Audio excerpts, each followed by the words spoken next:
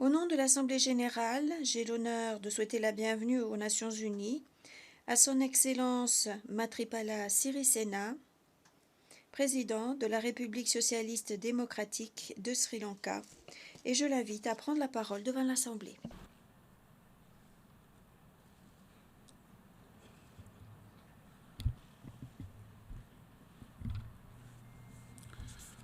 සභාපතිතුමනි මාලේකම්තුමනි රාජතා Monsieur le Président, Excellences, Mesdames et Messieurs,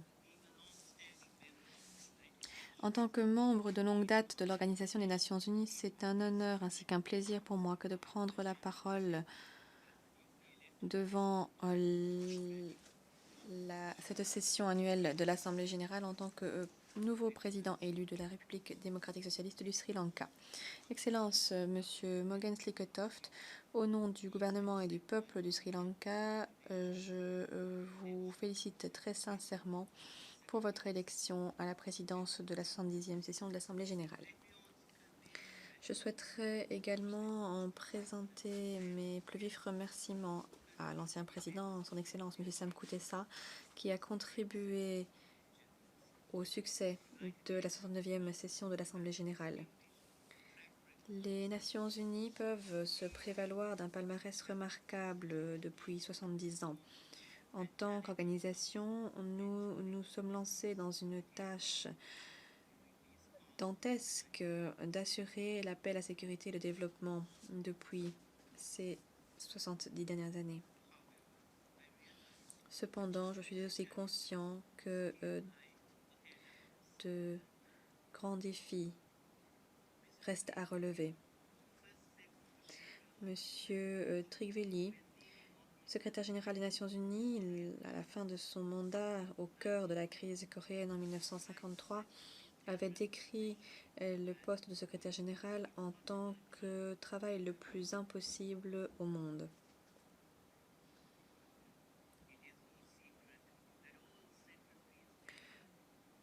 Il est de notoriété publique que tous les secrétaires généraux qui ont occupé ce poste ont contribué considérablement à l'universalité des Nations Unies pour en faire une organisation au service de l'humanité pour l'avenir. Son Excellence, le secrétaire général Ban Ki-moon, a également apporté une contribution de poids à cette organisation. Monsieur le secrétaire général, je vous prie d'accepter ma plus sincère gratitude, la mienne et celle de mon peuple, pour les services que vous nous avez rendus. Monsieur le Président, le Sri Lanka est membre des Nations Unies depuis 60 ans. En tant qu'État membre, nous avons joué un rôle actif et responsable dans cette organisation. Le Sri Lanka est une nation qui respecte les buts et principes de la Charte des Nations Unies, ainsi que les conventions internationales et traités internationaux. L'un des principaux objectifs de notre organisation est de protéger et promouvoir les droits de l'homme.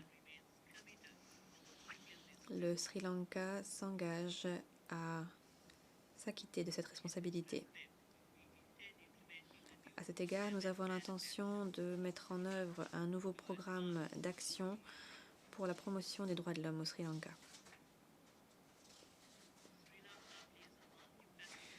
Le Sri Lanka joue un rôle sur plusieurs fronts au sein de l'Organisation des Nations Unies. Notre contribution aux missions de maintien de la paix onusienne a débuté en 1960 et continue à ce jour.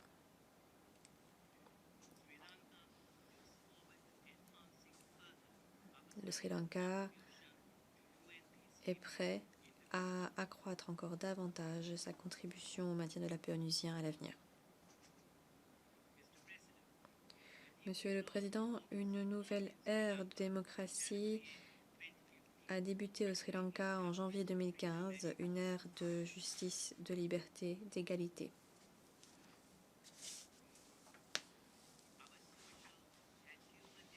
Notre conception du développement social et humain se base sur la réconciliation, le pluralisme et le développement durable.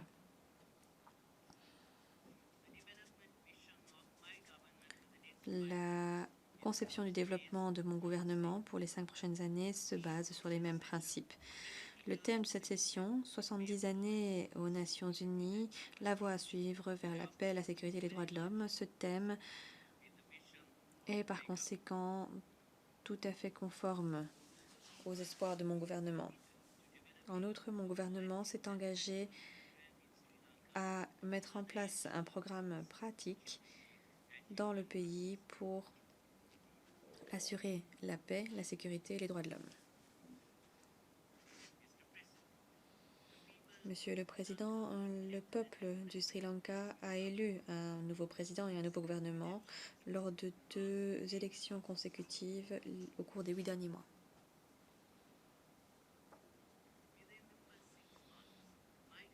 En l'espace de 6 mois, mon gouvernement a apporté des amendements essentiels à la Constitution afin de renforcer la démocratie dans le pays. Ces amendements ont également consolidé les fondements que sont la bonne gouvernance et la réforme institutionnelle en faveur du pluralisme et de la démocratie. Grâce à mon intervention personnelle, certains des pouvoirs exécutifs qui incombaient à la présidence ont à présent été transférés au Parlement et à d'autres institutions indépendantes. Suite aux élections générales qui ont eu lieu au mois d'août, j'ai été en mesure d'unir les 2 principaux partis politiques du pays afin de créer une alliance en faveur d'une bonne gouvernance du pays et afin de modifier la culture de confrontation politique qui avait prévalu dans le pays depuis 60 ans. Notre nouvel objectif est d'atteindre à la fois le développement durable et la réconciliation. Une condition sine qua non dans ce contexte sera de traiter du passé en toute honnêteté et de bâtir une nation sri-lankaise moderne. Pour traiter du passé en toute honnêteté, nous allons suivre la voie de la justice et de la vérité ainsi que des réparations. Il est impératif pour le Sri Lanka d'adopter une nouvelle démarche politique, économique et sociale afin d'être à la hauteur des défis que pose le XXIe siècle. Dans ce contexte, la réconciliation se voit accorder la priorité absolue dans mon pays. Le nouveau gouvernement formé au consensus que je dirige a d'ores et déjà pris plusieurs mesures pour mettre en place des réformes constitutionnelles et institutionnelles afin d'accélérer les progrès vers ces objectifs. Monsieur le Président, le Sri Lanka est un pays qui a été déchiré par les conflits. Les conflits détruisent nos sociétés, mais il y a également des enseignements tirés par la suite. Toutes les formes de guerre et de terrorisme sont une honte pour l'humanité. Le préambule de la Déclaration universelle des droits de l'homme décrit la façon dont ces actes honteux se manifestent. Quelle qu'en soit la cause, le défi de notre temps est de trouver un moyen de mettre fin à ces actes de brutalité contre l'humanité. Avoir recours au terrorisme en tant que moyen de faire entendre des doléances ne peut que mener à des problèmes. Le Sri Lanka est parvenu à éliminer le terrorisme, phénomène qui continue de tourmenter d'autres pays en développement, de l'Asie à l'Afrique en passant par l'Amérique latine.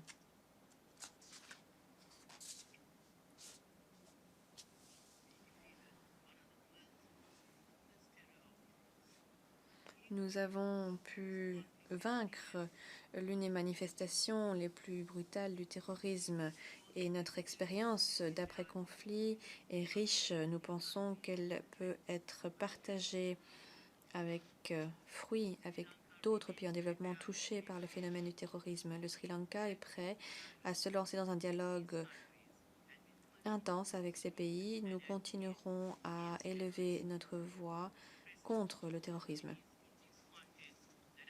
Monsieur le Président, dans ce contexte, je souhaiterais m'arrêter sur le thème de cette session. Nous savons tous que les Nations Unies ont été créées dans le but d'empêcher que se reproduisent des tragédies humaines honteuses pour l'humanité, tragédies telles que celles qui ont lieu au XXe siècle. Le thème de cette année, paix, sécurité et droits de l'homme, est un thème qui nous incite à réfléchir à ce que nous avons fait, à nous demander si nous avons répondu aux attentes placées à l'origine dans notre organisation au cours des dernières années. Monsieur le Président, je pense qu'en faveur du développement mondial, il est important d'instaurer un dialogue au sein des pays du Sud, ainsi qu'un dialogue entre le Nord et le Sud. Mon pays, qui représente le Sud, peut contribuer considérablement à instaurer un tel dialogue Sud-Sud. Monsieur le Président, le Sri Lanka constitue l'une des démocraties représentatives les plus anciennes de la région d'Asie du Sud. Et nous avons eu la chance de pouvoir préserver cet amour de la démocratie dans notre pays malgré un conflit prolongé. Malgré la multiplication de facteurs négatifs, nous avons pu maintenir un taux de croissance économique élevé. Nous avons également réussi à maintenir des politiques de bien-être social que nous avons héritées après l'indépendance. Nous n'avons jamais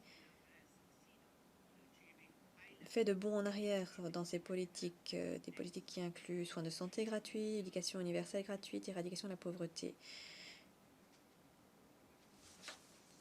Nous avons suivi la voie de la démocratie sociale, ce qui a permis au Sri Lanka d'atteindre de bons résultats en termes d'indicateurs de développement humain, même pendant les années de conflit.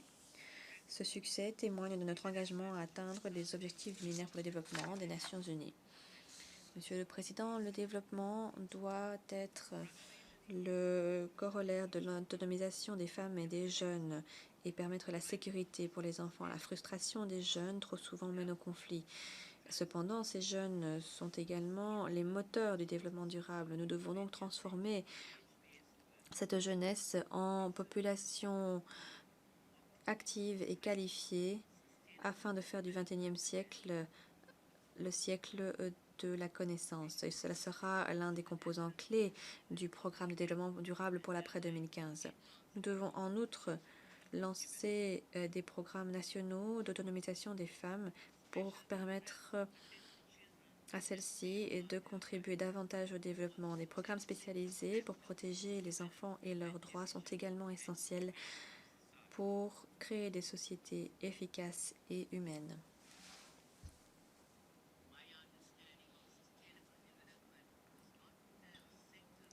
Ma conception du développement durable, ce n'est pas un développement isolé qui profite à certains secteurs ou certains groupes, mais bien un modèle de développement inclusif qui pourra élever les normes de vie pour tous au niveau mondial. À cette fin, j'insiste sur la nécessité d'une nouvelle démarche universelle. Monsieur le Président, comme la philosophie bouddhiste qui prévaut au Sri Lanka nous l'apprend, il y a 3 types de conflits humains.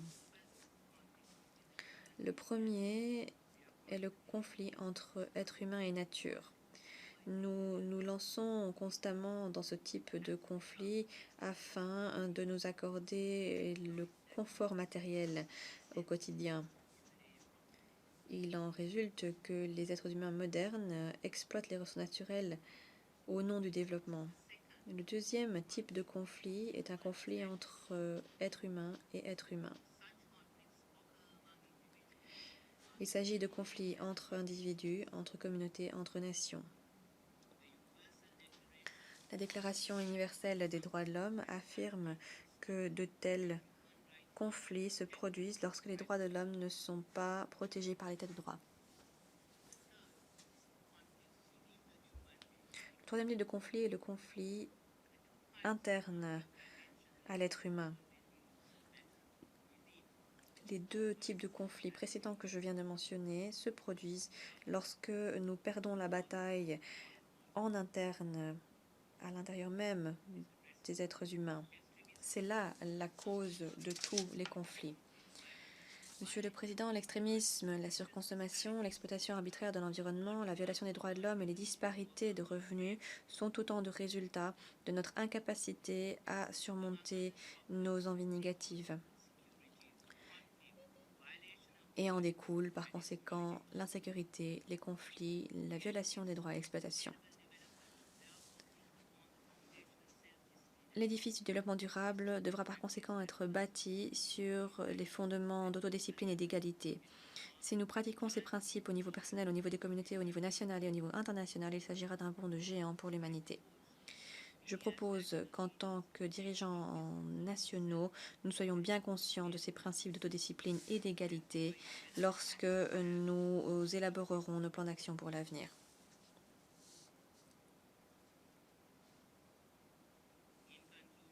En guise de conclusion, je souhaiterais rappeler que nous sommes fermement engagés à faire en sorte que notre patrie, le Sri Lanka et son peuple figurent au sein des nations les plus nobles du monde en contribuant à la libération de toute l'humanité. Que le noble triple joyau vous bénisse. Merci. On behalf of the General Assembly, Au nom de l'Assemblée générale, je remercie le président de la République démocratique et socialiste du Sri Lanka. Je prie aux délégations de rester assises pendant que nous prenons congé du président.